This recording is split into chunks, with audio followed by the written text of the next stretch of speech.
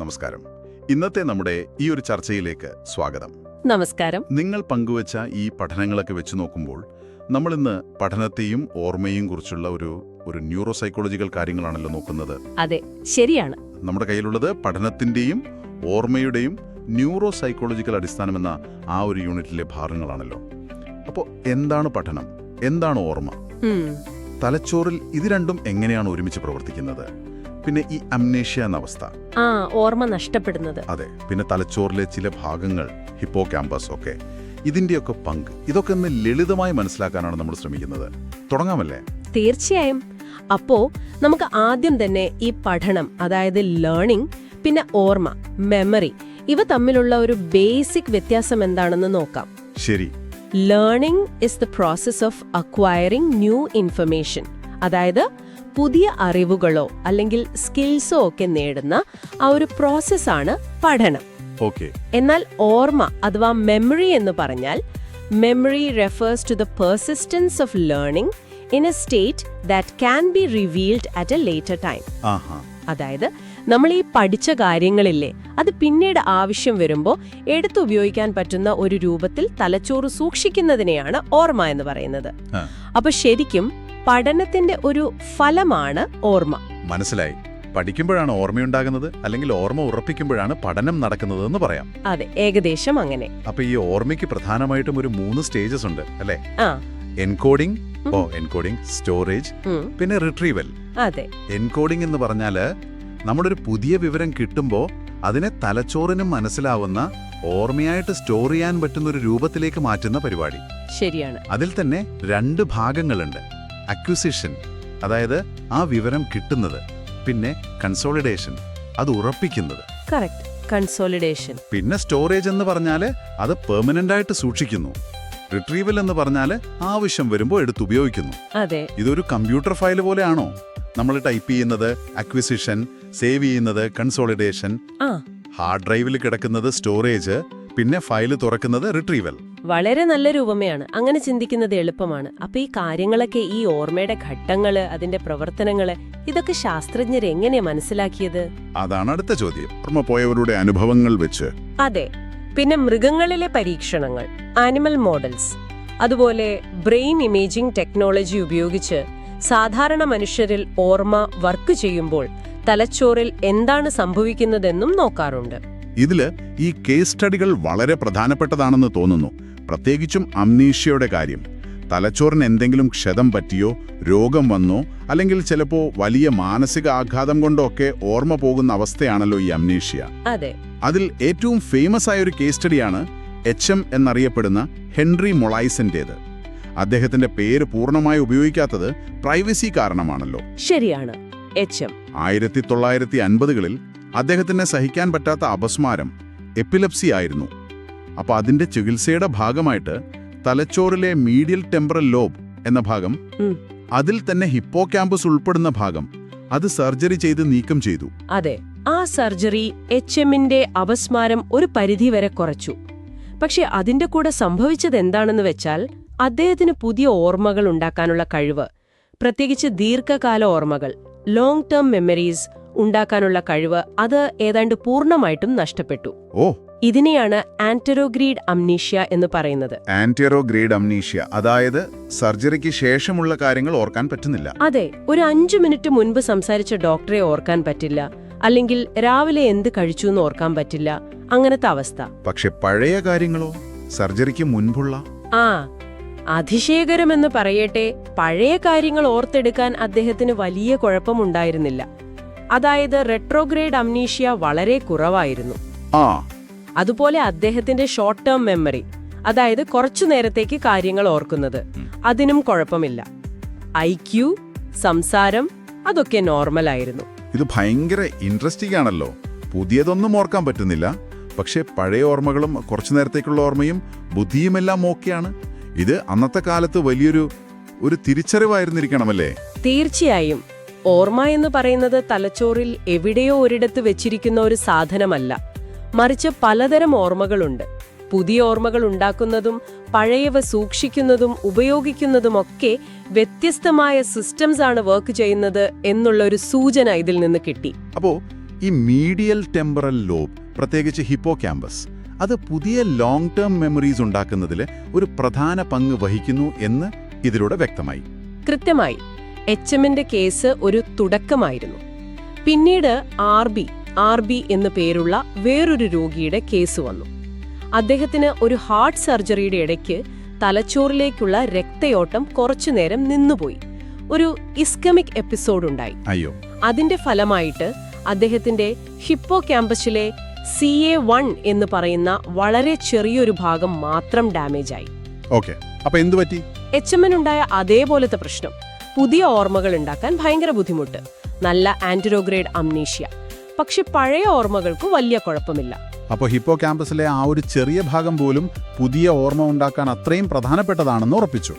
അതെ, ഇത് കാണിക്കുന്നത് ഓർമ്മകൾ സ്റ്റോർ ചെയ്യുന്നതും പുതിയവ ഉണ്ടാക്കുന്നതും കൺസോളിഡേറ്റ് ചെയ്യുന്നതും തലച്ചോറിലെ വ്യത്യസ്ത പ്രവർത്തനങ്ങളും ഭാഗങ്ങളുമാണ് ചെയ്യുന്നതെന്നാണ്. ഹിപ്പോകാമ്പസ് പ്രധാനമായും പുതിയ ഓർമ്മകൾ ഉണ്ടാക്കുന്നതിലും അതിനെ ഉറപ്പിക്കുന്നതിലും, അതായത് കൺസോളിഡേഷനിലുമാണ് പങ്കുവഹിക്കുന്നത്.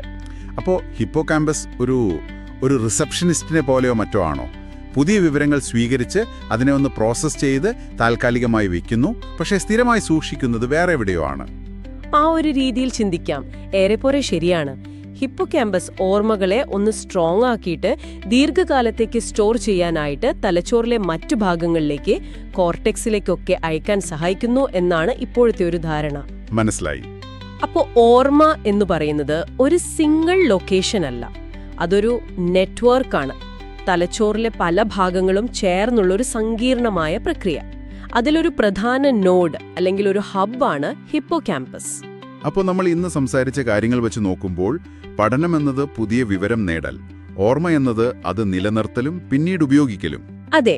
ഓർമ്മയ്ക്ക് എൻകോഡിംഗ്, സ്റ്റോറേജ്, റിട്രീവൽ എന്ന 3 ഘട്ടങ്ങളുണ്ട്. പിന്നെ HM, RB പോലുള്ളവരുടെ അനുഭവങ്ങൾ. അത് ഹിപ്പോകാമ്പസ് പോലെയുള്ള ഭാഗങ്ങൾ പുതിയ ഓർമ്മകൾ ഉണ്ടാക്കുന്നതിൽ എത്രത്തോളം പ്രധാനമാണെന്ന് കാണിച്ചു തന്നു. കൃത്യമാണ്. അതാണ് നമ്മൾ ഇന്ന് ഫോക്കസ് ചെയ്തത്. ഈ ഓർമ്മയുടെ ലോകം ശരിക്കും പറഞ്ഞാൽ ഭയങ്കര വലുതാണ് കേട്ടോ. നമ്മൾ ഇന്ന് സംസാരിച്ചത് കൂടുതലും നമ്മൾ ബോധപൂർവം ഓർക്കുന്ന കാര്യങ്ങളെക്കുറിച്ചാണ്. ഈ എക്സ്പ്ലിസിറ്റ് മെമ്മറി എന്ന് പറയും.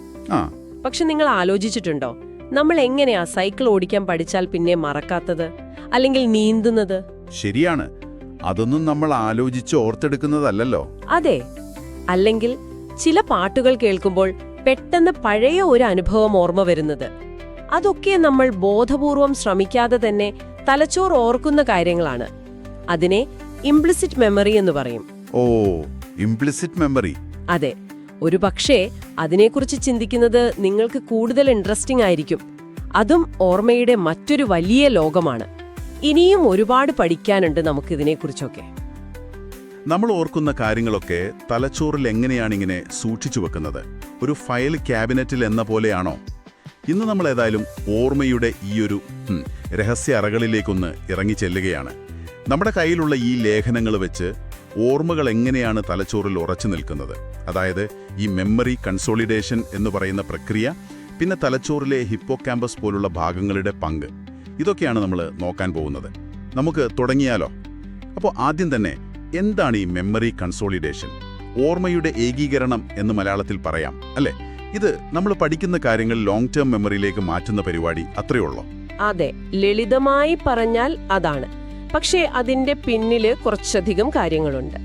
നമ്മൾ പുതിയൊരു കാര്യം പഠിക്കുമ്പോഴോ എന്തെങ്കിലും അനുഭവം ഉണ്ടാകുമ്പോഴോ ആ ഓർമ്മ ആദ്യം ഒരു താൽക്കാലിക രൂപത്തിലായിരിക്കും, വളരെ ദുർബലമായിരിക്കും.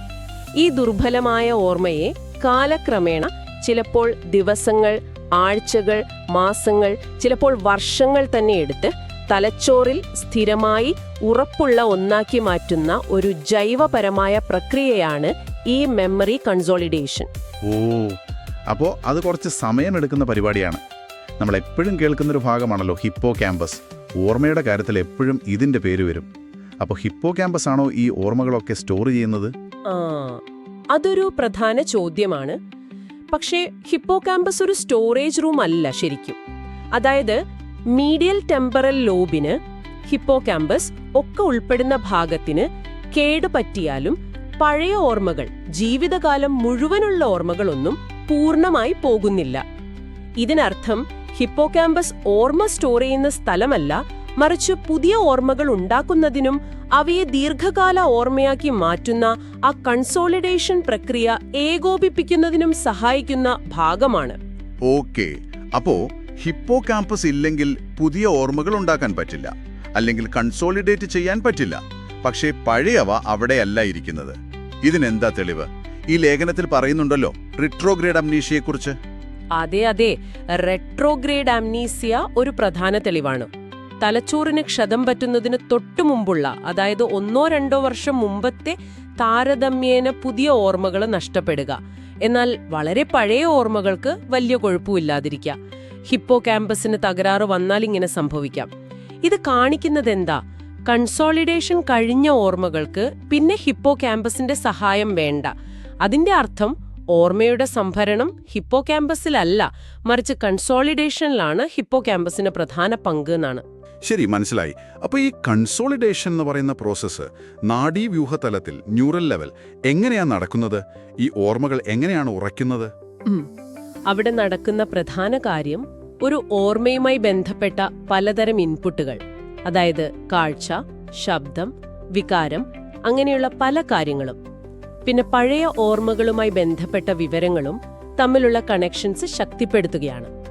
തലച്ചോറിലെ കോശങ്ങൾ തമ്മിലുള്ള ബന്ധം, സിനാപ്സുകൾ, അതിലൊക്കെ മാറ്റങ്ങൾ വരും. ഈ ബന്ധങ്ങളെ ശക്തിപ്പെടുത്തുന്ന പണി ഏകോപിപ്പിക്കുന്നത് ഹിപ്പോകാമ്പസ് ആണ്.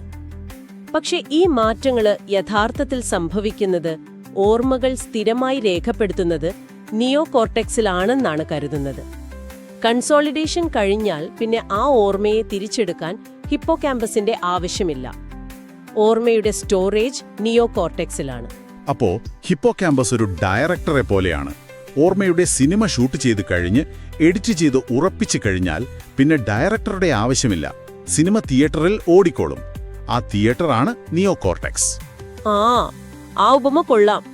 ഏകദേശം അതുപോലെയാണ്. കൺസോളിഡേഷൻ സമയത്ത് ഹിപ്പോകാമ്പസ് വളരെ നിർണായകമാണ്. പക്ഷേ ലോങ് ടേം സ്റ്റോറേജ് നിയോ കോർട്ടെക്സിലാണ്. ഓക്കെ, ഇനി ഓർമ്മക്കുറവിന് വേറെയും കാരണങ്ങൾ ഉണ്ടാകാമല്ലോ, ഹിപ്പോകാമ്പസ് മാത്രമല്ലല്ലോ. ഈ ഡയൻസെഫലോണിനെ കുറിച്ച് പറയുന്നുണ്ടല്ലോ ലേഖനത്തിൽ. തീർച്ചയായും. ഡയൻസെഫലോൺ തലച്ചോറിന്റെ ഉള്ളിലുള്ള ഒരു ഭാഗമാണ്.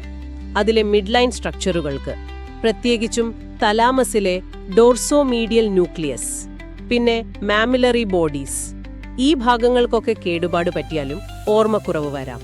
ഇതിനെന്താ കാരണം? എങ്ങനെയാ ഇതിലെ കേടുപാട് വരുന്നത്? പല കാരണങ്ങളുണ്ട്. പക്ഷാഘാതം വരാം, ട്യൂമറുകൾ ഉണ്ടാകാം, പിന്നെ ഒരു പ്രധാന കാരണം സ്ഥിരമായ മദ്യപാനം മൂലമുണ്ടാകുന്ന തയാമിൻ എന്ന വിറ്റാമിന്റെ കുറവാണ്.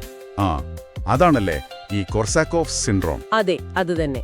റഷ്യൻ സൈക്യാട്രിസ്റ്റ് സെർജി കോർസാക്കോഫ് ആണ് മദ്യപാനവുമായി ബന്ധപ്പെട്ട ഈ ഓർമ്മക്കുറവ് ആദ്യമായി വിശദീകരിച്ചത്. ഇതിൽ പുതിയ ഓർമ്മകൾ ഉണ്ടാക്കാനുള്ള കഴിവ് നഷ്ടപ്പെടും, ആന്റിരോഗ്രേഡ് അംനീഷ്യ.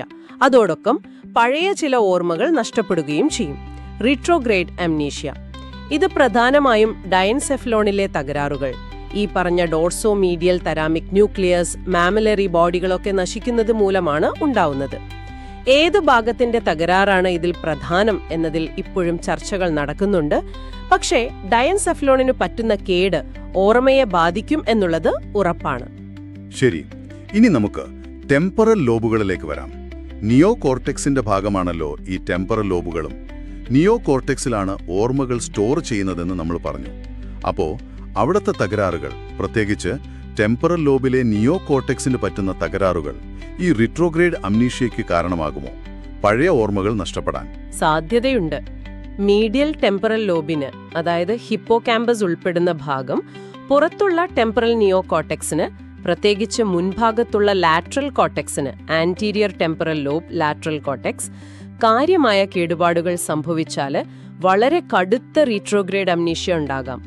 ചിലപ്പോൾ പതിറ്റാണ്ടുകൾക്ക് മുമ്പുള്ള ഓർമ്മകളോ അല്ലെങ്കിൽ ജീവിതകാലം മുഴുവനുമുള്ള ഓർമ്മകളോ ഭാഗികമായോ പൂർണ്ണമായോ നഷ്ടപ്പെടാം. അത്രയും ഗുരുതരമാകാമല്ലേ? എന്തെങ്കിലും അസുഖങ്ങളാണോ ഇതിന് കാരണം? അതെ, അൽഷിമേഴ്സ് രോഗം, ആൽസൈമേഴ്സ് ഡിസീസ്, പിന്നെ ഹെർപ്പസ് സിംപ്ലെക്സ് എൻസെഫലൈറ്റിസ് പോലുള്ള ചില അണുബാധകളൊക്കെ ഈ ഭാഗങ്ങളെ ബാധിച്ച് ഇത്തരത്തിലുള്ള ഓർമ്മനാശത്തിന് കാരണമാകാം. പക്ഷേ ചില കേസുകളിൽ ഇങ്ങനെ പഴയ ഓർമ്മകൾ ഒരുപാട് നഷ്ടപ്പെട്ടാലും അവർക്ക് പുതിയ കാര്യങ്ങൾ പഠിക്കാനും ഓർമ്മിക്കാനും പറ്റുമെന്നും പറയുന്നുണ്ടല്ലോ. അതെങ്ങനെയാണ്? അത് ശരിയാണ്. അതിനെ ഐസൊലേറ്റഡ് റിട്രോഗ്രേഡ് അംനീഷ്യ എന്ന് പറയും. അതായത് റിട്രോഗ്രേഡ് അംനീഷ്യ ഉണ്ടാവും, പക്ഷെ പുതിയ ഓർമ്മകൾ ഉണ്ടാക്കുന്നതിൽ ആന്റിറോഗ്രേഡ് മെമ്മറിയിൽ കാര്യമായ പ്രശ്നമുണ്ടാവില്ല. ഇത് പ്രധാനമായും ഈ പറഞ്ഞ ആന്റീരിയർ ടെമ്പറൽ ലോബിന്റെ തകരാറുമായിട്ടാണ് ബന്ധപ്പെടുത്തി കാണുന്നത്. ഇതിൽ നിന്ന് മനസ്സിലാക്കാവുന്നത് പുതിയ വിവരങ്ങൾ നേടുന്നതിന് ടെമ്പറൽ ലോബിന്റെ ഈ ഭാഗം അത്ര അനിവാര്യമല്ല എന്നാണ്. ഒരുപക്ഷെ മറ്റു ഭാഗങ്ങൾക്ക് ആ ജോലി ചെയ്യാൻ പറ്റുന്നുണ്ടാവാം. അപ്പോ ടെമ്പറൽ ലോബിന്റെ ഈ ഭാഗങ്ങളിലാണോ ദീർഘകാല ഓർമ്മകൾ സ്റ്റോർ ചെയ്യുന്നത്? അതുകൊണ്ടാണോ അവിടെ നശിക്കുമ്പോൾ പഴയ ഓർമ്മകൾ പോകുന്നത്? അതൊരു സാധ്യതയാണ്. ഒരു സിദ്ധാന്തം അതാണ്. ദീർഘകാല ഓർമ്മകളുടെ ഒരു പ്രധാന സ്റ്റോറേജ് സൈറ്റാണ് ഈ ആന്റീരിയർ ടെമ്പോറൽ കോർട്ടെക്സ് എന്ന്. പക്ഷേ മറ്റൊരു കാഴ്ചപ്പാടുണ്ട്.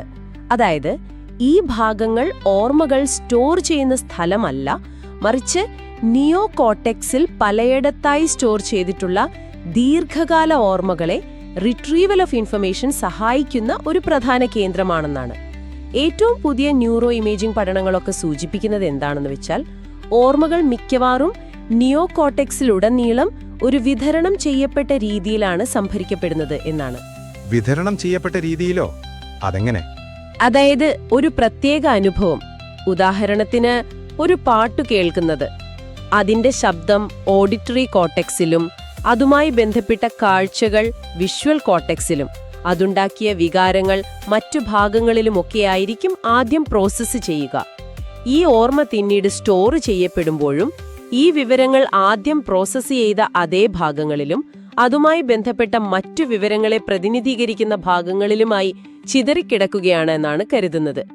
നേരത്തെ പറഞ്ഞ പോലെ മീഡിയൽ ടെമ്പോറൽ ലോബ്, അതായത് ഹിപ്പോ ക്യാമ്പസ്, കാലക്രമേണ ഈ ചിതറിക്കിടക്കുന്ന വിവരങ്ങളെ ഒരുമിച്ച് ചേർത്തുറപ്പിക്കുന്ന ആ ഏകീകരണ പ്രക്രിയയെ, കൺസോളിഡേഷൻ, ഏകോപിപ്പിക്കുന്നു.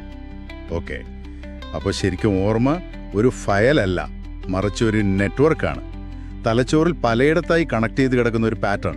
അതെ, ഒരു ഓർമ്മയെ നമ്മൾ റീകോൾ ചെയ്യുമ്പോൾ ഈ നെറ്റ്വർക്ക് വീണ്ടും ആക്ടിവേറ്റ് ആവുകയാണ് ചെയ്യുന്നത്. കൊള്ളാം. അപ്പോൾ ഇന്നത്തെ ഈ ഒരു വിശകലനത്തിൽ നിന്ന് നമ്മൾ പ്രധാനമായും മനസ്സിലാക്കിയത് ഓർമ്മകൾ ഉറയ്ക്കുന്ന കൺസോളിഡേഷൻ എന്ന പ്രക്രിയ വളരെ പ്രധാനപ്പെട്ടതാണെന്നും ഹിപ്പോ ക്യാമ്പസ് അതിലൊരു പ്രധാന കോർഡിനേറ്റർ ആണെന്നും, എന്നാൽ ഓർമ്മകളുടെ യഥാർത്ഥ സംഭരണം നടക്കുന്നത് തലച്ചോറിലെ വലിയ ഭാഗമായ നിയോ കോർട്ടെക്സിൽ പലയിടത്തായി വിതരണം ചെയ്യപ്പെട്ട രീതിയിലാണെന്നുമാണ്. അതോടൊപ്പം ഡയൻസെഫലോൺ, ടെമ്പറൽ ലോബുകൾ എന്നിവയും ഓർമ്മയുടെ കാര്യത്തിൽ, അതുപോലെ ഓർമ്മക്കുറവിന്റെ കാര്യത്തിലും പ്രധാന പങ്ക് വഹിക്കുന്നുണ്ട്. അതെ, ഇനി നിങ്ങൾക്കായി ഒരു ചിന്ത ഞാനിവിടെ ഇടാം. ഈ ഓർമ്മകള് തലച്ചോറിൽ ഇങ്ങനെ പല ഭാഗങ്ങളിലായി വിവരങ്ങൾ ആദ്യം പ്രോസസ്സ് ചെയ്ത അതേ സ്ഥലങ്ങളിൽ തന്നെ ഒരു പാറ്റേൺ പോലെയാണ് കിടക്കുന്നതെങ്കിൽ, അപ്പോൾ ഓർമ്മയുടെ യഥാർത്ഥ സ്വഭാവം എന്തായിരിക്കും? അതൊരു ഡേറ്റ ഫയൽ പോലെ എവിടെയെങ്കിലും സ്റ്റോർ ചെയ്ത ഒന്നാണോ, അതോ തലച്ചോറിലൊരു പ്രവർത്തനം വീണ്ടും നടക്കുന്നതാണോ ആ ഓർമ്മ? എന്താ തോന്നുന്നത്? ഇതിനെക്കുറിച്ച് ഇനിയും ഒരുപാട് ആലോചിക്കാനും പഠിക്കാനുമുണ്ട്. ഇന്ന് നമ്മൾ ഓർമ്മയുടെ തലച്ചോറിന്റെ ഉള്ളറകളിലേക്കൊന്ന് ഇറങ്ങിച്ചെല്ലുകയാണ്. അതെ, പ്രത്യേകിച്ചും ഈ മൃഗങ്ങളെ ഉപയോഗിച്ചുള്ള പഠനങ്ങൾ, അതും കുരങ്ങന്മാരിലെ പഠനങ്ങൾ, മനുഷ്യരിലെ ഓർമ്മയെക്കുറിച്ചും പിന്നെ ഈ ഓർമ്മ നഷ്ടപ്പെടുന്ന അവസ്ഥയില്ലേ, അംനേഷ്യ, അതിനെക്കുറിച്ചുമൊക്കെ എന്താണ് പറഞ്ഞു തരുന്നത് എന്ന് നോക്കാം. നമ്മുടെ കയ്യിലുള്ള ഈ റിസർച്ച് പേപ്പറുകൾ വെച്ചാണ് നമ്മളിത് ചർച്ച ചെയ്യുന്നത്. തീർച്ചയായും. ഇതിന്റെ ഒരു പ്രധാന ലക്ഷ്യം എന്തായിരുന്നെന്ന് വെച്ചാല്, മനുഷ്യരിൽ കാണുന്ന ഓർമ്മയുടെയും ഓർമ്മക്കുറവിന്റെയും ഒക്കെ ഒരു മോഡൽ മൃഗങ്ങളിൽ ഉണ്ടാക്കുക എന്നതായിരുന്നു. ഒരു ആനിമൽ മോഡൽ. അതെ, ആനിമൽ മോഡൽ. അങ്ങനെ തലച്ചോറിലെ മീഡിയൽ ടെമ്പറൽ ലോബ് എന്ന് പറയുന്ന ഭാഗം, അതിനുള്ളിലെ ഹിപ്പോ ക്യാമ്പസ്, അമിഗ്ഡാല, പിന്നെ അതിന് ചുറ്റുമുള്ള കോർട്ടെക്സ്, ചുറ്റുമുള്ള ഭാഗങ്ങൾ. അതെ, ഇതിന്റെയൊക്കെ പങ്ക് മനസ്സിലാക്കാൻ ഈ പഠനങ്ങൾ ഒരുപാട് സഹായിച്ചിട്ടുണ്ട്. സാധാരണ നമ്മള് ഓർമ്മ എന്ന് കേൾക്കുമ്പോൾ ഹിപ്പോ ക്യാമ്പസ് ആണ് മനസ്സിലേക്ക് വരുന്നത്. അപ്പോൾ അത് മാത്രമാണോ ഈ ഓർമ്മയുടെ ഒരു എന്താ പറയാ കേന്ദ്രം, അതോ ഈ ചുറ്റുമുള്ള ഭാഗങ്ങൾക്കും അമിഗ്ഡാലയ്ക്കുമൊക്കെ കാര്യമായ റോളുണ്ടോ? അതൊരു പ്രധാന ചോദ്യമായിരുന്നു. പിന്നെ ഈ HM പോലെയുള്ള രോഗികളുടെ കാര്യമൊക്കെ മൃഗങ്ങളിൽ പഠിക്കാൻ പറ്റിയോ? ഇതൊക്കെ നമുക്കൊന്ന് നോക്കാം. ശരി. ആദ്യം തന്നെ, എന്തിനാണ് ഓർമ്മ പഠിക്കാൻ കൂടുതലായും കുരങ്ങന്മാരെ ഉപയോഗിക്കുന്നത്? മറ്റു മൃഗങ്ങളും ഉണ്ടല്ലോ. ഒരു പ്രധാന കാരണം മനുഷ്യന്റെ തലച്ചോറുമായിട്ട് ഘടനയിൽ കുരങ്ങുകളുടെ തലച്ചോറിന് താരതമ്യേന നല്ല സാമ്യമുണ്ട്. ഓക്കെ. അതുകൊണ്ട് ഈ സിസ്റ്റംസ് ലെവൽ എന്ന് പറയില്ലേ, അതായത് പല ഭാഗങ്ങൾ ചേർന്ന് എങ്ങനെയാണ് ഓർമ്മ പോലുള്ള കാര്യങ്ങൾ നടക്കുന്നത് എന്ന് പഠിക്കാൻ കുരങ്ങുകൾ നല്ല മാതൃകകളാണ്. ശരി. പക്ഷേ ഒരു കാര്യം നമ്മൾ ഓർക്കണം, സാമ്യമുണ്ടെന്ന് പറഞ്ഞാലും മനുഷ്യന്റെയും കുരങ്ങിന്റെയും തലച്ചോറുകൾ തമ്മിൽ കാര്യമായ വ്യത്യാസങ്ങളുമുണ്ട്.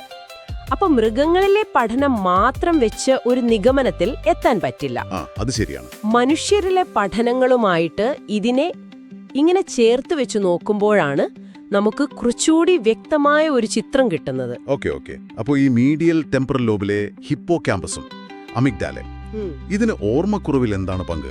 പ്രത്യേകിച്ചും നമ്മൾ ഈ ജീവിതത്തിലെ സംഭവങ്ങളൊക്കെ ഓർക്കുന്നില്ലേ, എപ്പിസോഡിക് മെമ്മറി. അതെ, എപ്പിസോഡിക് മെമ്മറി. അതിൽ അമിഗ്ഡാലയുടെ സ്ഥാനം എന്താണ്? അതൊരു വലിയ ചോദ്യമായിരുന്നു.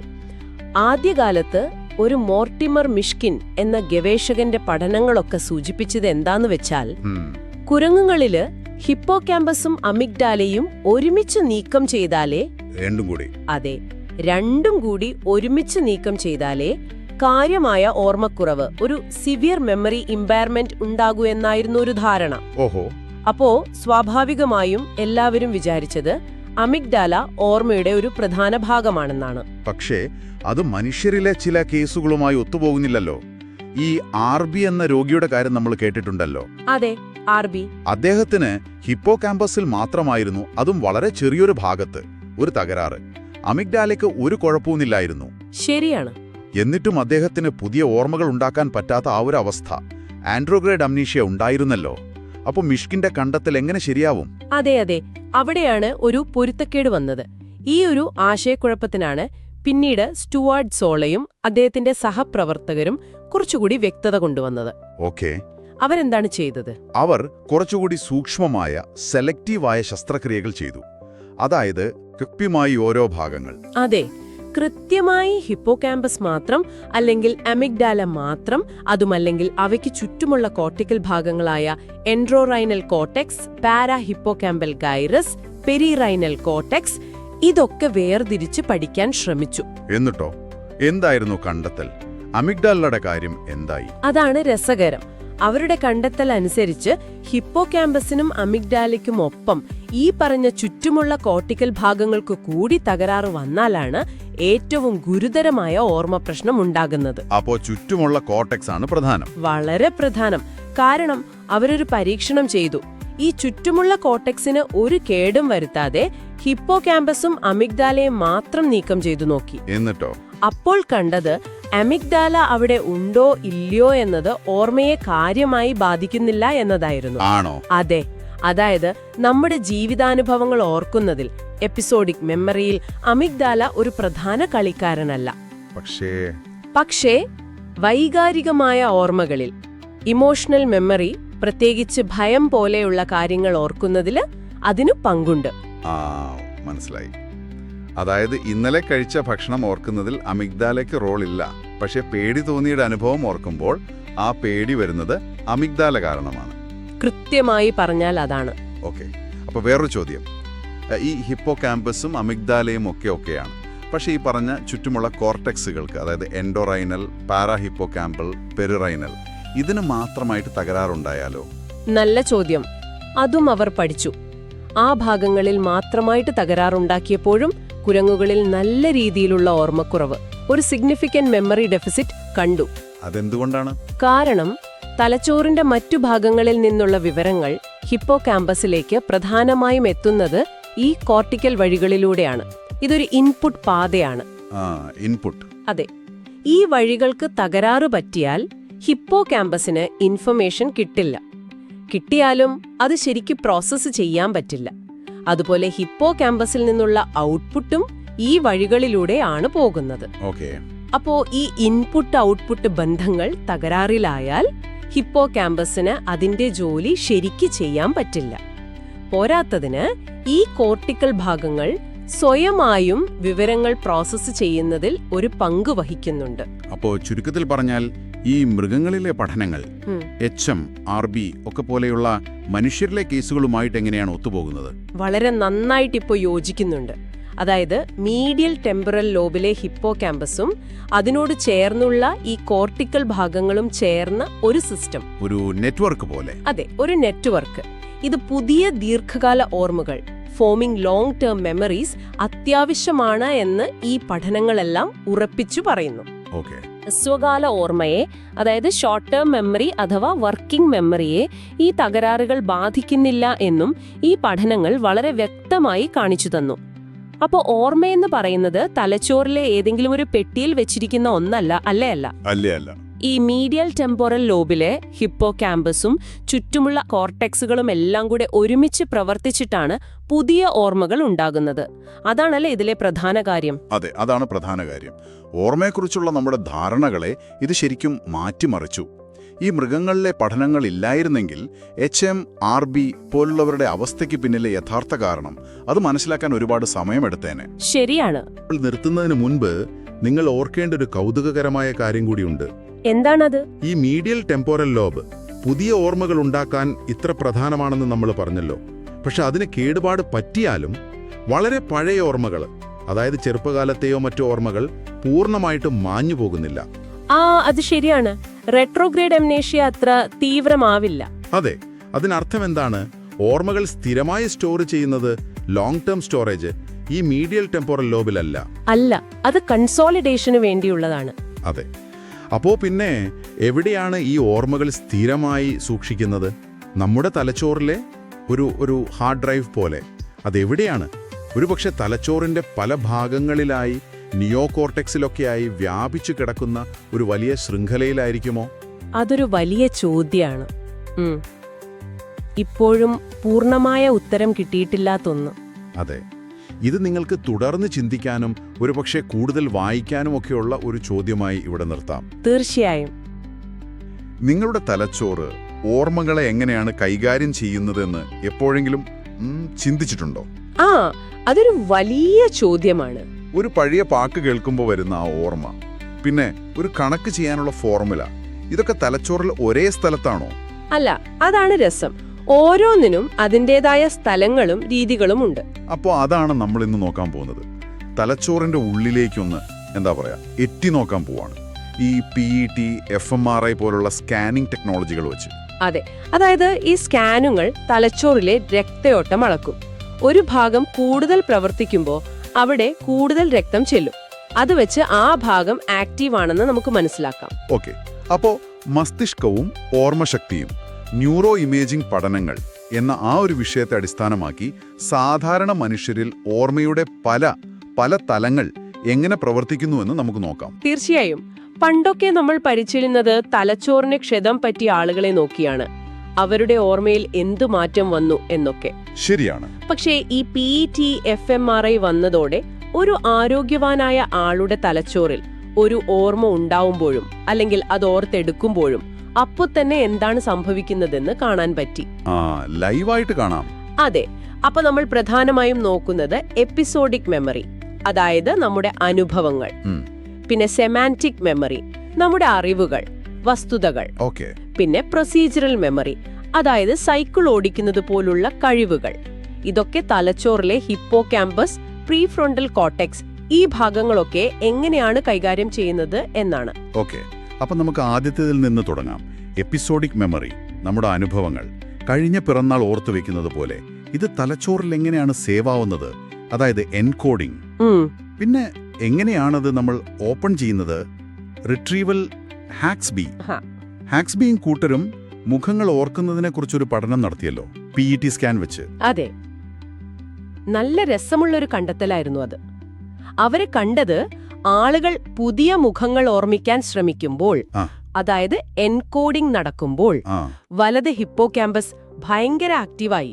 ഹിപ്പോ ക്യാമ്പസ് എന്ന് പറയുന്നത് നമ്മുടെ തലച്ചോറിലെ ഒരു സേവ് ബട്ടൺ പോലെയാണ്. പുതിയ ഓർമ്മകൾ ഉണ്ടാക്കുന്നതിൽ പ്രധാന പങ്കുണ്ട്. റൈറ്റ് സൈഡിലെ ഹിപ്പോ ക്യാമ്പസ്. അതെ. എന്നാൽ പഴയ, നമുക്ക് ഓൾറെഡി അറിയുന്ന മുഖങ്ങൾ തിരിച്ചറിയുമ്പോൾ, അതായത് റിട്രീവൽ, അപ്പോ ഈ ഭാഗം അത്ര ആക്റ്റീവ് അല്ലായിരുന്നു. അപ്പോൾ എൻകോഡിംഗിനും റിട്രീവലിനും ഹിപ്പോ ക്യാമ്പസിന്റെ റോൾ വ്യത്യാസമുണ്ട്. ശരിയാണ്. ഇത് പണ്ട് നമ്മൾ കണ്ടിരുന്ന ഈ ഓർമ്മക്കുറവുള്ള രോഗികളില്ലേ, അംനീഷിക് പേഷ്യൻസ് അവരുടെ കണ്ടെത്തലുകളുമായിട്ട് ശരിക്കും ഒത്തുപോകുന്നുണ്ട്. അതെങ്ങനെ? അവരുടെ ഹിപ്പോ ക്യാമ്പസിന് തകരാറ് സംഭവിച്ചത് കാരണം പുതിയ ഓർമ്മകൾ ഉണ്ടാക്കാൻ ആന്ററോഗ്രേഡ് അംനീഷ്യ അവർക്ക് ബുദ്ധിമുട്ടായിരുന്നു. പക്ഷെ പഴയ ഓർമ്മകൾ അതവിടെ തന്നെ ഉണ്ടായിരുന്നു. മനസ്സിലായി. അതോടൊപ്പം ഈ പ്രീഫ്രണ്ടൽ കോർട്ടെക്സ്, തലച്ചോറിന്റെ മുൻഭാഗം, അതും പ്രധാനമാണെന്ന് പറഞ്ഞല്ലോ. അതെ, പ്രീഫ്രണ്ടൽ കോർട്ടെക്സ് ഒരു ഓർഗനൈസർ പോലെയാണിത്. അപ്പോൾ അവിടെ എന്താണ് നടക്കുന്നത്? എൻകോഡിങ്ങിലും റിട്രീവലിനും അതിന് പങ്കുണ്ടോ? തീർച്ചയായും. അവിടെയാണ് ഈ ഹീറ മോഡൽ വരുന്നത്. Hemispheric encoding retrieval asymmetry. HERA model സിമ്പിളായി പറഞ്ഞാൽ എപ്പിസോഡിക് ഓർമ്മകൾ എൻകോഡ് ചെയ്യാൻ, അതായത് ഉണ്ടാക്കാൻ തലച്ചോറിന്റെ ഇടതുഭാഗത്തുള്ള പ്രീഫ്രണ്ടൽ കോർട്ടെക്സും ലെഫ്റ്റ് സൈഡ് അത് പിന്നീട് ഓർത്തെടുക്കാൻ, അതായത് റിട്രീവലിന് വലതുഭാഗത്തുള്ള പ്രീഫ്രണ്ടൽ കോർട്ടെക്സും റൈറ്റ് PFC ആണ് കൂടുതൽ ആക്റ്റീവ് ആവുന്നത്. കൊള്ളാം. അപ്പോൾ എൻകോഡിങ്ങിന് ലെഫ്റ്റും റിട്രീവലിന് റൈറ്റും തലച്ചോറ് ജോലി അങ്ങ് പങ്കിട്ടെടുത്തു. അതെ, തലച്ചോറിന്റെ ഇരുവശങ്ങളും ഓർമ്മയുടെ കാര്യത്തിൽ ഇങ്ങനെ സ്പെഷ്യലൈസ് ചെയ്തിരിക്കുന്നു എന്നത് ഒരു പ്രധാന കണ്ടെത്തലായിരുന്നു. പിന്നീട് വന്ന FMRI പഠനങ്ങളും വാഗ്നർ, ഗാബ്രിയലി ഒക്കെ നടത്തിയ പഠനങ്ങളും അതും ഇത് ശരിവെച്ചു. അവര് കണ്ടത് ഒരു വാക്കോ ചിത്രമോ നമ്മൾ എത്ര നന്നായി ഓർക്കുന്നുവോ അത്രയും കൂടുതൽ പ്രവർത്തനം എൻകോഡിംഗ് സമയത്ത് ഈ ലെഫ്റ്റ് പ്രീഫ്രോണ്ടൽ ഭാഗത്തും മീഡിയൽ ടെമ്പോറൽ ലോബ് ഭാഗങ്ങളിലും പെരാഹിപ്പോകാമ്പസ് ഒക്കെ കാണിക്കുന്നുണ്ട് എന്നാണ്. ഓക്കെ, അപ്പോ അനുഭവങ്ങൾ ഓർക്കാൻ തലച്ചോറിന് അതിൻ്റെതായ ഒരു സിസ്റ്റമുണ്ട്. ഹിപ്പോകാമ്പസും പ്രീഫ്രോണ്ടൽ കോർട്ടെക്സിന്റെ രണ്ട് ഭാഗങ്ങളും ഒക്കെ ചേർന്ന്. ഇനി അടുത്തത് സെമാന്റിക് മെമ്മറി. നമ്മുടെ അറിവുകൾ. അതെ, ഫാക്ട്സ്. ഇന്ത്യയുടെ തലസ്ഥാനം ഡൽഹി, വെള്ളത്തിന് H2O എന്നൊക്കെ പറയുന്ന പോലത്തെ കാര്യങ്ങൾ. ഇത് ഓർത്തെടുക്കുമ്പോൾ എവിടെയാണ് ആക്ടിവിറ്റി? നേരത്തെ പറഞ്ഞ അതേ സ്ഥലങ്ങളാണോ? അല്ല, അവിടെ വ്യത്യാസമുണ്ട്. സിമാന്റിക് ഓർമ്മകൾ, അതായത് അറിവുകൾ ഓർത്തെടുക്കുമ്പോൾ പ്രധാനമായും ആക്റ്റീവ് ആകുന്നത് ഇടത് പ്രീഫ്രണ്ടൽ കോർട്ടെക്സ് ആണ്. എപ്പിസോഡിക് എൻകോഡിങ്ങിനെ സഹായിച്ച അതേ ഭാഗം. അതെ, പക്ഷെ ഇവിടെ റിട്രീവലിനാണ് ലെഫ്റ്റ് സൈഡ് കൂടുതൽ ആക്റ്റീവ് ആകുന്നത്. പ്രത്യേകിച്ചും സംസാരവുമായി ബന്ധപ്പെട്ട ബ്രോക്കാസ് ഏരിയ ഒക്കെ ഉൾപ്പെടുന്ന ഭാഗങ്ങൾ. ബ്രോക്കാസ് ഏരിയ, അത് ഭാഷ കൈകാര്യം ചെയ്യുന്ന സ്ഥലമല്ലേ? അതെ. അപ്പോ അറിവുകൾ ഓർത്തെടുക്കാൻ ലെഫ്റ്റ് പ്രീഫ്രണ്ടൽ കോർട്ടെക്സ്, എപ്പിസോഡിക് ഓർമ്മകൾ ഓർത്തെടുക്കാൻ റൈറ്റ് പ്രീഫ്രണ്ടൽ കോർട്ടെക്സ്. അതാണ് വ്യത്യാസം. മനസ്സിലായി. അപ്പൊ നമ്മുടെ തലച്ചോറിലെ എൻസൈക്ലോപീഡിയ തുറക്കുന്നത് കൂടുതലും ലെഫ്റ്റ് സൈഡിലാണ്. അങ്ങനെ പറയാം. ഓർത്തെടുക്കുന്നത് ഒരു വസ്തുവാണോ വാക്കാണോ എന്നൊന്നും ഈ പ്രവർത്തനത്തെ വലിയ തോതിൽ മാറ്റുന്നില്ല എന്നും പഠനങ്ങൾ കണ്ടു. ഓക്കെ, അടുത്തത് പ്രൊസീജറൽ മെമ്മറി. ഇതെനിക്ക് ഭയങ്കര ഇഷ്ടമുള്ളൊരു ഏരിയയാണ്. നമ്മള് ബോധപൂർവമല്ലാതെ പഠിക്കുന്ന കഴിവുകൾ.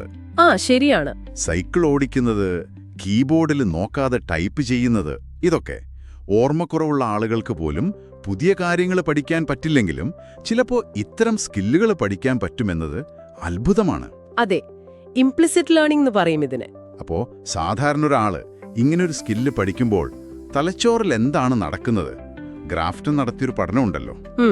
ഗ്രാഫ്റ്റൺ ചെയ്തത് എന്താണെന്ന് വെച്ചാൽ ആളുകളെ കൊണ്ട് ചില മോട്ടോ സീക്വൻസുകൾ, അതായത് ചില ചലനങ്ങൾ ഒരു പ്രത്യേക ക്രമത്തിൽ ചെയ്യാൻ പഠിപ്പിച്ചു. പക്ഷേ അത് പഠിപ്പിച്ചത് അവരുടെ ശ്രദ്ധ മാറ്റുന്ന വേറൊരു ജോലി കൂടി കൊടുത്തുകൊണ്ടാണ്, ഡുവൽ ടാസ്ക് കണ്ടീഷൻ. അപ്പൊ അവരറിയാതെയാണ് ആ സീക്വൻസ് പഠിക്കുന്നത്. അറിയാതെ പഠിക്കുന്നു. കണ്ടത് ചലനങ്ങളെ നിയന്ത്രിക്കുന്ന motor cortex, supplementary motor area, പിന്നെ ബേസൽ ഗാംഗ്ലിയയിലെ പുഡമെൻ എന്ന ഭാഗം. ഇതൊക്കെയാണ് ആക്റ്റീവായത്.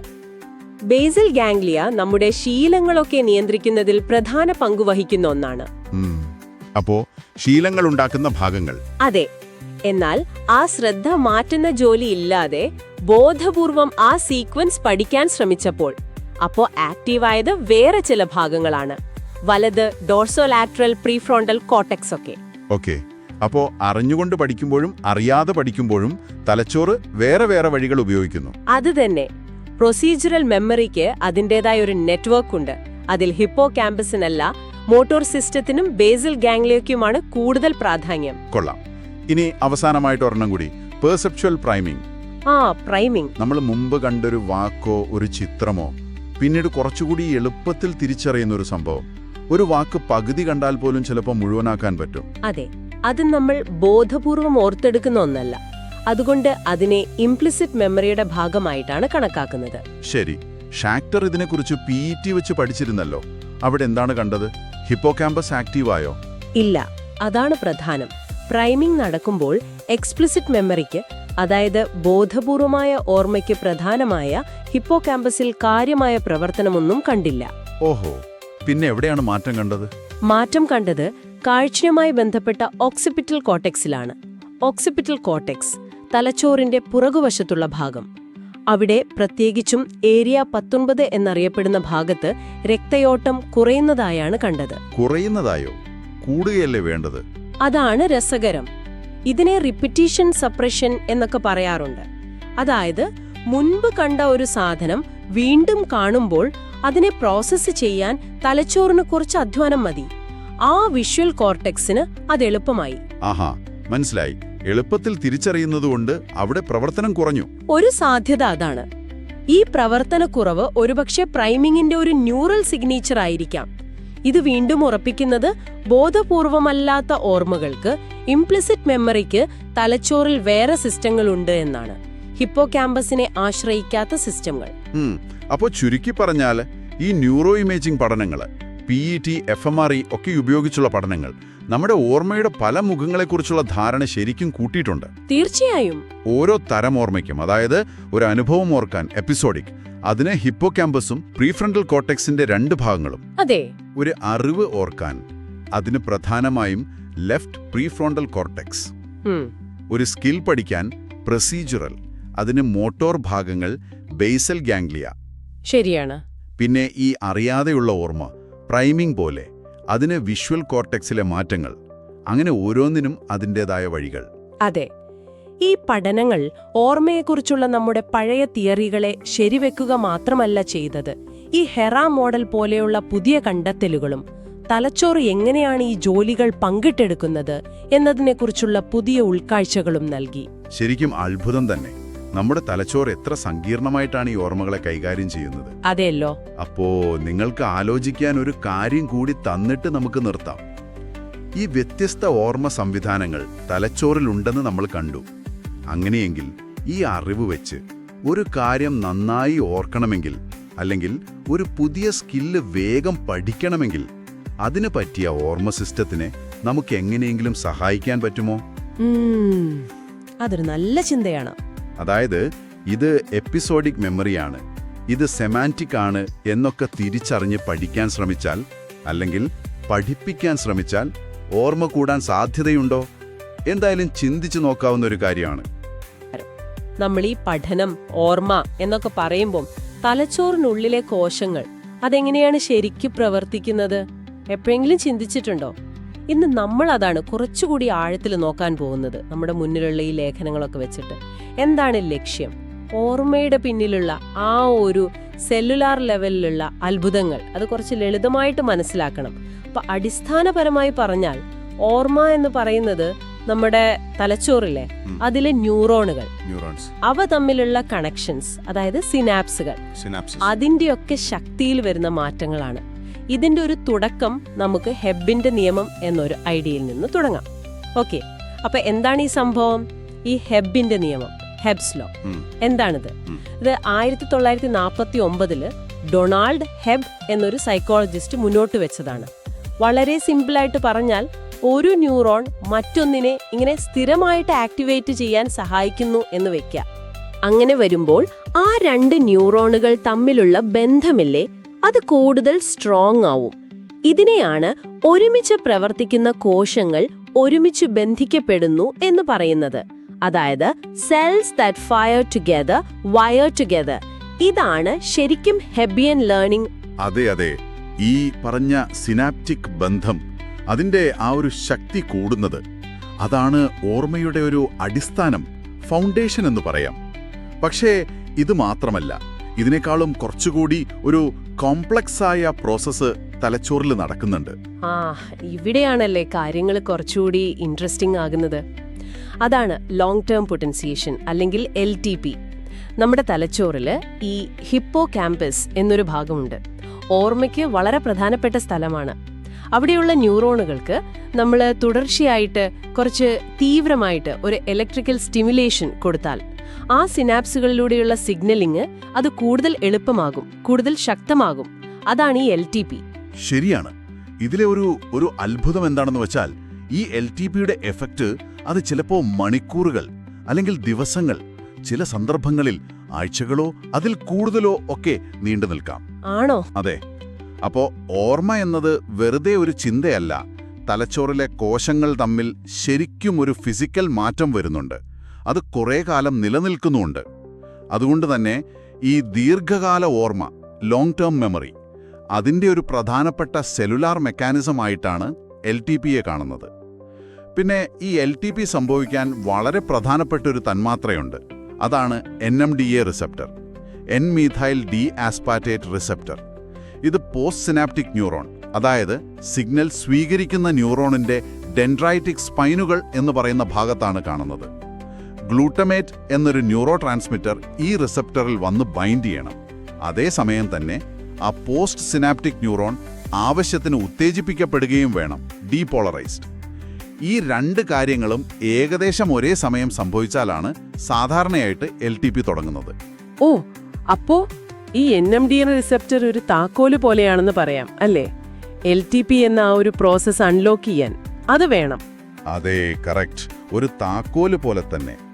AP5 പോലുള്ള ചില കെമിക്കൽസ് ഉപയോഗിച്ച് ഈ NMDA റിസപ്റ്ററുകളെ ബ്ലോക്ക് ചെയ്താൽ പുതിയതായി LTP ഉണ്ടാകുന്നത് തടസ്സപ്പെടും. LTP ഇൻഡക്ഷൻ നടക്കില്ല. പക്ഷേ ഇൻട്രസ്റ്റിംഗ് ആയ കാര്യം എന്താണെന്നാൽ നേരത്തെ ഉണ്ടായിരുന്ന, അതായത് എസ്റ്റാബ്ലിഷ്ഡ് ആയ LTP അത് അതുപോലെ നിലനിൽക്കും. അതിനെ ഇത് ബാധിക്കില്ല. അപ്പോൾ അതിൽ നിന്ന് എന്താ മനസ്സിലാവുന്നത്? LTP തുടങ്ങിവെക്കാൻ NMDA റിസപ്റ്റർ വേണം. പക്ഷെ അത് മെയിൻറ്റെയിൻ ചെയ്യാൻ, നിലനിർത്താൻ ഒരുപക്ഷെ വേറെ മെക്കാനിസംസ് ആവാം. ചിലപ്പോൾ ഈ നോൺ NMDA റിസപ്റ്ററുകൾക്കൊക്കെ അതിൽ പങ്കുണ്ടായിരിക്കാം. ശരി.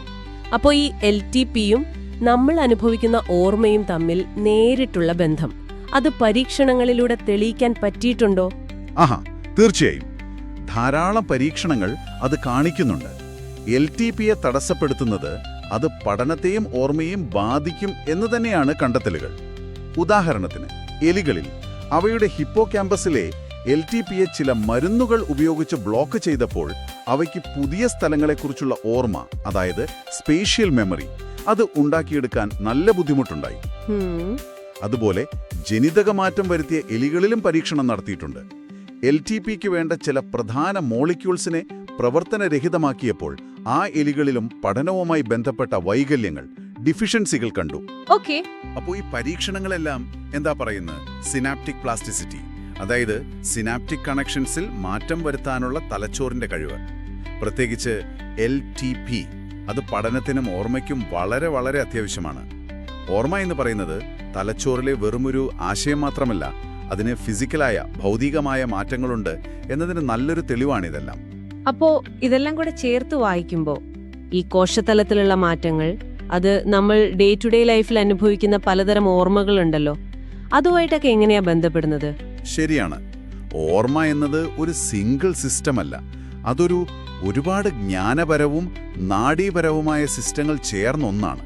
നമ്മളൊരു കാര്യം കാണുന്നു, കേൾക്കുന്നു, അത് പെട്ടെന്ന് രജിസ്റ്റർ ചെയ്യുന്നത് സെൻസറി രജിസ്ട്രേഷനാണ്. പിന്നെ കുറച്ചു നേരത്തേക്ക് മാത്രം ഓർക്കുന്ന വർക്കിംഗ് മെമ്മറി ഉണ്ട്. നമ്മുടെ ജീവിതത്തിലെ സംഭവങ്ങൾ ഓർക്കുന്നത് എപ്പിസോഡിക് മെമ്മറി. ഓരോ കാര്യങ്ങൾ ചെയ്യാനുള്ള കഴിവുകൾ, സ്കിൽസ്, അത് പ്രൊസീജറൽ മെമ്മറി. ലോകത്തെക്കുറിച്ചുള്ള പൊതുവായ അറിവുകൾ, ഫാക്ട്സ്, അത് സെമാൻറ്റിക് മെമ്മറി. അങ്ങനെ ഒരുപാട് തരങ്ങളുണ്ട്. പലതരം ഓർമ്മകൾ. അതെ. അപ്പോ ഒരു വിവരം നമ്മൾ എങ്ങനെയാണ് തലച്ചോറിൽ സ്റ്റോർ ചെയ്യുന്നത്? എൻകോഡിംഗ്. പിന്നെ ആവശ്യമുള്ളപ്പോൾ അതെങ്ങനെ തിരിച്ചെടുക്കുന്നു? റിട്രീവൽ. ഇതിനൊക്കെ തലച്ചോറിന്റെ പല ഭാഗങ്ങൾ ഒരുമിച്ച് പ്രവർത്തിക്കുന്നുണ്ട്. പിന്നെ ഓർമ്മ മുഴുവനായും തലച്ചോറിൽ ഒരൊറ്റ സ്ഥലത്ത് ഒതുക്കി വെച്ചിരിക്കുകയല്ല. നോട്ട് പ്യൂർലി ലോക്കലൈസ്ഡ് എന്നൊരു ധാരണ ഇപ്പോഴുണ്ട്. മിക്കവാറും അതൊരു ഡിസ്ട്രിബ്യൂട്ടഡ് റെപ്രസെന്റേഷനാണ്, പല ഭാഗങ്ങളിലായി വ്യാപിച്ചു കിടക്കുന്നു. ടുൾവിംഗ് പോലെയുള്ള ഗവേഷകർ പറഞ്ഞ പോലെ ഓർമ്മയെ മൊത്തത്തിൽ പഠിക്കുന്നതിന് പകരം എൻകോഡിംഗ്, റിട്രീവൽ പോലുള്ള സ്പെസിഫിക് പ്രോസസ്സുകൾ എങ്ങനെയാണ് തലച്ചോറിൽ നടക്കുന്നത് എന്ന് കണ്ടുപിടിക്കാനാണ് ഇപ്പോഴത്തെ ശ്രമം. അതിന് ന്യൂറോ ഇമേജിംഗ് ടെക്നിക്കുകളൊക്കെ ഒരുപാട് സഹായിക്കുന്നുണ്ട്. ഓക്കെ, അപ്പോ ഇന്ന് നമ്മൾ പ്രധാനമായിട്ട് കണ്ടത് ഓർമ്മ എന്നത് തലച്ചോറിലെ കോശങ്ങൾ തമ്മിലുള്ള ബന്ധങ്ങളിൽ അതിന്റെ ശക്തിയിൽ വരുന്ന മാറ്റങ്ങളാണെന്നതാണ് അല്ലേ? ഹെബിന്റെ നിയമം അതിനൊരു ബേസിക് പ്രിൻസിപ്പിൾ തന്നു. LTP എന്നത് ഈ മാറ്റത്തിന്റെ ഒരു പ്രധാനപ്പെട്ട മെക്കാനിസമാണ്. അതിൽ NMDA റിസപ്റ്ററുകൾക്ക് വലിയ പങ്കുണ്ട്. ഓർമ്മകൾക്ക് തലച്ചോറിൽ ഒരു ഭൗതികമായ രൂപമുണ്ട് എന്ന് പറയുന്നത് തന്നെ അത് വളരെ ഇൻട്രസ്റ്റിംഗ് ആണ്. തീർച്ചയായും. നിങ്ങൾക്കായിട്ടൊരു ചിന്ത, ഒരു പോയിന്റ് പറയാം. ഓർമ്മ എന്നത് സിനാപ്റ്റിക് ബന്ധങ്ങൾ ശക്തിപ്പെടുത്തുന്നതാണെങ്കിൽ ഈ പ്രത്യേക ന്യൂറൽ പാത്വേസില്ലേ, അതിനെ നമ്മൾ മനഃപൂർവ്വം വീണ്ടും വീണ്ടും ആക്ടിവേറ്റ് ചെയ്താൽ, ചിലപ്പോൾ പ്രത്യേക ട്രെയിനിങ്ങിലൂടെയോ അല്ലെങ്കിൽ പുതിയ ടെക്നോളജികളിലൂടെയോ അങ്ങനെ ചെയ്താൽ നമ്മുടെ പഠനമോ ഓർമ്മശക്തിയോ ഒക്കെ മെച്ചപ്പെടുത്താൻ ഒരു ദിവസം സാധിക്കുമോ? ഈ സിനാപ്റ്റിക് പ്ലാസ്റ്റിസിറ്റിയുടെ സാധ്യതകൾ അതിനിയും ഒരുപാട് കണ്ടെത്താനുണ്ട്. വളരെ നല്ലൊരു പോയിന്റാണ്. ഈ വിഷയത്തിലേക്കുള്ള നമ്മുടെ ഈ ഒരു യാത്രയിൽ കൂടെ ചേർന്നതിന് എല്ലാവർക്കും നന്ദി.